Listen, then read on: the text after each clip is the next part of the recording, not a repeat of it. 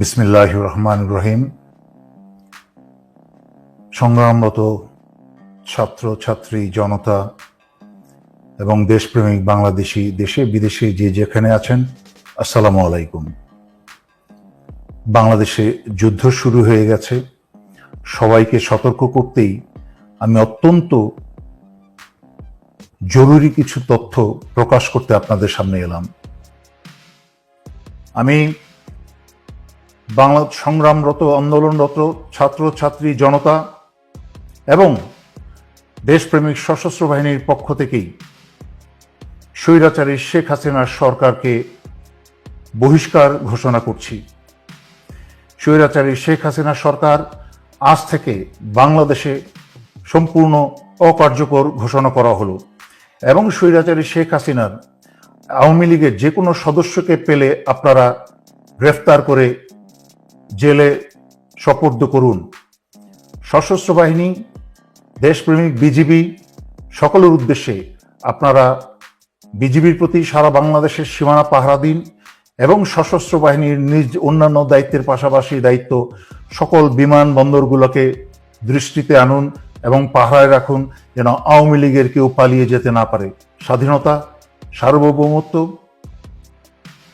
কে রক্ষা করার দায়িত্ব আমরা যারা বেঁচে আছি এবং পরবর্তী প্রজন্ম বা নতুন প্রজন্ম ইতিমধ্যে তাদের দায়িত্ব 15 বছর অবহেলার পরে তারা এখন দায়িত্ব বুঝতে শুরু করে দিয়েছে, তারা দেশ ভালোবাসতে শুরু করে দিয়েছে। তাদের মাঝখানে আর মৃত্যুর ভয় নেই। তাদের মাঝখানে যখন মৃত্যুর ভয় চলে গেছে, তখনই হয়েছে স্বৈরাচারী শেখ হাসিনার ক্ষয়। হাসিনাকে আর এক মুহূর্ত টিকতে দেওয়া যাবে না। যেখানেই পাবেন এদেরকে আপনারা গণধোলাই দিতে শুরু করেন। সশস্ত্র বাহিনী, আবারও বলছি শেষ কথা, জরুরি অবস্থা জারি করে বাঁচতে হলে, দেশকে বাঁচাতে হলে, জনগণকে বাঁচাতে হলে জরুরি অবস্থা জারি করে এখনই ক্ষমতা হাতে নিন। আপনারা সমগ্র সেনা বাহিনীর উপর ভুল বুঝবেন না। যদিও সেনাবাহিনীর দায়িত্ব ছিল জনগণের কাতারে দাঁড়িয়ে আসা, জনগণ এবং দেশকে রক্ষা করা, সেইটা পবিত্র দায়িত্ব হচ্ছে জনগণের। যাই হোক, যেহেতু হাসিনা তার সর্বোচ্চ ক্ষমতা ব্যবহার করে ফেলেছে ক্ষমতায় টিকে থাকার জন্য, পুলিশ, বিজিবি, প্যারামিলিটারি সব ব্যবহার করেছে, এমনকি সশস্ত্র বাহিনী ব্যবহার করে কারফিউ পর্যন্ত জারি করেও ছাত্র জনতার বিরুদ্ধে পরাজিত হয়েছে। এখন স্বৈরাচারী শেখ হাসিনার হাতে আর কোনো শক্তি বাকি নেই। সেই কারণে স্বৈরাচারী শেখ হাসিনা বাংলাদেশের চিরশত্রু ভারতের ষড়যন্ত্রের কে আহ্বান জানিয়েছে বিডিআরের মতো আরেকটা হত্যাকাণ্ড ঘটাতে। বাংলাদেশ সেনাবাহিনীতে, সেনানিবাসে বা বিভিন্ন কোনো অর্গানাইজেশনে যদি এই ধরনের একটা হত্যাকাণ্ড চালানো যায়, তাহলে ভারতের পরিকল্পনা হচ্ছে বাংলাদেশকে প্রহরী শূন্য করা, বাংলাদেশের সার্বভৌমত্ব এবং স্বাধীনতা রক্ষা করার জন্য আর কোনো প্রহরী বাকি না থাকে। তাই নিজেদের মাঝখানে রক্তক্ষয় শুরু করে দিয়ে সেনাবাহিনীর অফিসার এবং দেশপ্রেমিক সেনাদেরকে হত্যা করে হাসিনা বাংলাদেশের ভিতরে ভারতীয় সেনা প্রবেশ করাবে। তা 2009 সালে বিডিআর অফিসার হত্যা, সেনা অফিসার হত্যার আগে যেরকম চিঠি বিতরণ হয়েছিল, ঠিক আবার সেই চিঠি বিতরণ শুরু হয়ে গেছে।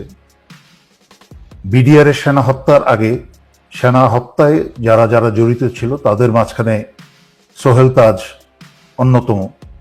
সেই সোহেল তাজ আবার নাটকীয়ভাবে বাংলাদেশে এখন হাজির। কোন দিকে যাচ্ছে? হঠাৎ করেই জামাত শিবিরকে চিঠি দিয়ে এই স্বৈরাচারী শেখ হাসিনা সরকার বাতিল করল। কোনোটাই কিন্তু বিচ্ছিন্ন ঘটনা নয়। সম্পূর্ণ বিচ্ছিন্ন ঘটনাকে একত্র করে যারা আপনারা সচেতন নাগরিক, দেশপ্রেমিক নাগরিক যারা আমার লাইভ বা ভিডিও আপনারা দেখেন, তারা নিশ্চয়ই শুনেছেন বহুদিন যাবৎ আমি সতর্ক বাণী দিয়ে আসছিলাম। এভাবে বলছিলাম যে এই বাংলাদেশের সাধারণ সৈনিকের পরিবাররা কিন্তু গ্রামে গঞ্জে থাকে, তারাও অত্যাচারিত। কিন্তু সেনানিবাসে এই হাসিনার পয়সা খেয়ে যারা আজকে দেশ এবং জনগণের বিরুদ্ধে কাজ করছেন, তাদের ভবিষ্যৎ পরিণতি কি হবে আমি কিন্তু বারবার সতর্ক করে আসছিলাম। যদিও ছাত্রছাত্রী এবং জনতার উপর যারা গুলি চালিয়েছে সেটা সমগ্র সেনাবাহিনী চালায়নি, চালিয়েছে হাসিনার পোষা এবং হাসিনার বাছাই করা যাদেরকে ঢাকায় 46 ব্রিগেডে বসানো হয়েছে। তার মাঝখানে একজন হচ্ছে অত্যন্ত জঘন্য চরিত্রের ব্রিগেডিয়ার জেনারেল ইমরান, যে শেখ হাসিনার প্রধানমন্ত্রী কার্যালয়েই ছিল এক সময়, এবং তার ক্যাডেট কলেজে বন্ধু বান্ধবের মতামতে সে একটা সাইকোপ্যাথ। সে নিজের আপন ভাইকেও ঠান্ডা মাথায় খুন করতে দ্বিধা করবে না, এবং তার ক্যাডেট কলেজের বন্ধুরা তাকে বহুবার তাদের কাছ থেকে বিচ্ছিন্ন করেছে তাকে। এই সাইকোপ্যাথকে, হাসিনার মতো এক সাইকোপ্যাথ, এই সাইকোপ্যাথকে 46 ব্রিগেডে বসিয়েছে। আর 46 ব্রিগেড চলে হচ্ছে হাসিনার আত্মীয় বর্তমান সেনা প্রধান জেনারেল ওয়াকারের সরাসরি নির্দেশে, কোনো ডিভিশনের অধীনে নয়।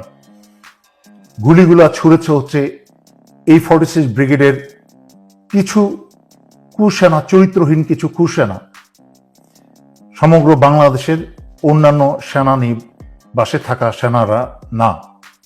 সকল জনগণকে অনুরোধ করছি, আপনারা এই মুহূর্ত থেকে অত্যন্ত সচেতন হয়ে যান।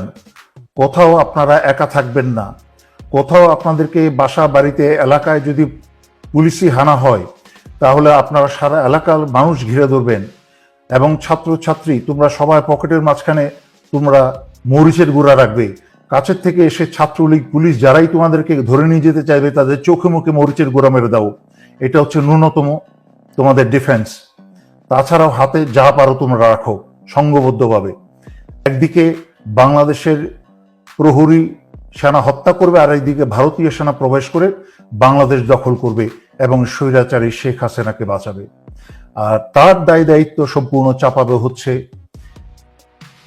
জামাত শিবিরের উপরে, এবং স্বৈরাচারী শেখ হাসিনা বলবে যে এই কাজ করে শুরু করেছে বাংলাদেশ সেনাবাহিনীর ভেতরে থাকা জামাতের লোকজন বা শিবিরের লোকজন, যা স্বৈরাচারী শেখ হাসিনার চোরপুত্র জয়ের মুখে থেকে আমরা বেশ কয়েকবার শুনেছি যে সেনাবাহিনীর ভিতরে জামাত শিবির আছে। সুতরাং আমি সর্বোপরি সশস্ত্র বাহিনীর প্রতি, ইতিমধ্যে 57 জন ভাই হারিয়েছেন, তখন কোনো পদক্ষেপ নেন নাই ভাইদের বাঁচানো। দেশ ভারতের দখলে চলে গেছে এই স্বৈরাচারী হাসিনার কারণে। 15 বছর ধরে যাবৎ বাংলাদেশের সবকিছু স্বাধীনতা, সার্বভৌমত্ব, এমনকি জনগণের জান মাল, বাংলাদেশের অর্থনীতি সবকিছু ভারতের হাতে তুলে দিয়েছে। আরো অপেক্ষা করবেন নিজের এবং নিজের স্ত্রী সন্তানের রক্ত দিয়ে? এখনো সময় আছে। আজকে রাত্রে ভোরের অপেক্ষা না থেকেই আপনারা অস্ত্র হাতে জরুরি অবস্থা জারি করে সারা বাংলাদেশের ক্ষমতাবার হাতে তুলে নিন, এবং ছাত্র আন্দোলনরত ছাত্র জনতার সাথে কাঁধে কাঁধ মিলিয়ে বাংলাদেশ রক্ষায় দাঁড়িয়ে যান। আমি স্যালুট জানাতে চাই আমাদের সংগ্রামী ছাত্র ছাত্রী জনতা এবং আমাদের রেমিটেন্স যোদ্ধাদের, যারা বাংলাদেশ রেমিটেন্স পাঠানো কমিয়ে দিয়েছেন বা বন্ধ করেছেন। আপনারা প্লিজ এই সংগ্রামটা আরো কিছুদিন চালু রাখেন, কারণ প্রতিটা আঘাত, রেমিটেন্সের আঘাতটা কিন্তু বিশাল বড় আঘাত। কারণ বাংলাদেশের এই স্বৈরাচারী হাসিনা 15 বছর কিন্তু চলেছে, ডান্ডাবাজি করেছে এবং সেনাবাহিনী এবং পুলিশ ভুরি বানিয়েছে কিন্তু আপনাদের পয়সা, আপনাদের গায়ের রক্ত পানি করে পাঠানো পয়সায় কিন্তু তারা মানুষ হত্যা করেছে, ডান্ডাবাজি করেছে, ফুটান দিয়েছে। দেশটা যেন তাদের বাবার, দেশটা কারোর বাবার না, যেটা এতদিন বঙ্গ চিকেন বুঝতে পেরেছেন এতদিন পরে। সুতরাং আপনারা আর কিছুদিন দেশে টাকা পাঠানো বন্ধ রাখেন। ইনশাল্লাহ চতুর্দিক থেকে ছোট ছোট চাপ, বিশাল বড় চাপের সৃষ্টি হয়ে স্বৈরাচারীর হাসিনার গলা চেপে ধরবে এবং হাসিনাকে পালাতেই হবে ইনশাল্লাহ। এখন হাসিনার পোষা কুকুরগুলা তারা খবর ছড়াচ্ছে, বিভিন্ন ভীতি সঞ্চার করার চেষ্টা করছে জনতার মাঝখানে, ছাত্রছাত্রীদের মাঝখানে, যে হোয়াটসঅ্যাপের রেকর্ডিং করা হবে, হোয়াটসঅ্যাপের বার্তা বাজে কথা, নোংরা কথা, সেই ক্ষমতা তাদের নাই। এবং যেখানে বাংলাদেশের এতগুলা ছাত্রছাত্রী সংগ্রামরত ছাত্রছাত্রী মারা গেছে, সেখানে হোয়াটসঅ্যাপের মেসেজের কথা চিন্তা করে ভয় পেলে চলবে? এখন আগেও বলেছি, সমুদ্রে পেতেছেন শয্যা, শিশিরে কি ভয়। তাই এই শিশিরের ভয় করে লাভ নেই। সমুদ্রের মাঝখানে থেকে আপনার সারা বাংলাদেশের সংগ্রামরত মানুষ, ছাত্রছাত্রী এবং সাধারণ মানুষও এখন সমুদ্রের মাঝখানে। এখন কি শিশির ভয় পেলে চলবে? হোয়াটসঅ্যাপের মেসেজ আর রেকর্ডিং কথা চিন্তা করে ভয় পেলে চলবে? তারপরও আমি দেখাচ্ছি হোয়াটসঅ্যাপের একটা আইন দেখাচ্ছি। আপনারা, আমি একটু অল্প করে ব্যাখ্যা করব, কারণ আমি বেশি লম্বা করতে চাই না আজকে ভিডিও। আইন কি, নীতি কি? তারা স্বৈরাচারী শেখ হাসিনার গোপালী আইনে চলে না, তারা যুক্তরাষ্ট্রের আইনে চলে। এবং তারা চাইলেই যুক্তরাষ্ট্রের, যদি প্রেসিডেন্টও চেয়ে বসে, আজকে জো বাইডেন তো আর কয়েকদিন আছে, জো বাইডেন চেয়ে বসে যে আমেরিকান একটা নাগরিকের হোয়াটসঅ্যাপের রেকর্ডিং বা কোনো তথ্য দিতে, সেটা পর্যন্ত হোয়াটসঅ্যাপ দিতে পারে না। কারণ সেই ক্ষেত্রে হোয়াটসঅ্যাপের ব্যবসায় বন্ধ হয়ে যাবে, একটা মামলা খেয়ে রাস্তায় বসে যাবে। সেই জন্য এইসব উড়াধরা কথায় কেউ কান দিবেন না। আর যারা শেয়ার করছেন এগুলা, তারাও কিন্তু দেশ বিরোধী কাজ করছেন। আওয়ামী প্রপাগান্ডায় কান দিবেন না, এই আওয়ামী শয়তানগুলোকে সাহায্য করবে না। যারা এইসব ভণ্ড তথ্য, মিথ্যা তথ্য শেয়ার করে যাচ্ছেন, তারাও কিন্তু দেশের শত্রু, জনতার শত্রু। সংগ্রাম জারি রাখুন, সংগ্রাম আরো তীব্র থেকে তীব্রতর করে তুলুন। এই বলে আমি আজকের জন্য শেষ করছি। ধন্যবাদ। আসসালামু আলাইকুম।